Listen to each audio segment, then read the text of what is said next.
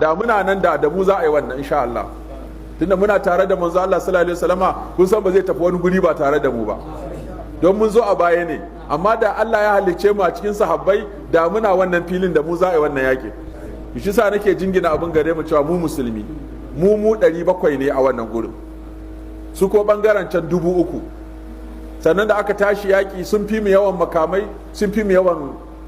adadi.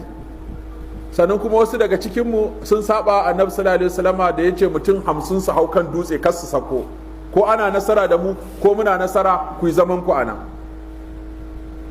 Shine abin da Allah ta'ala ya faɗa, wa laqad sadaqakumullahu wa'adahu id tahussunahum bi idnihi hatta idza fashiltum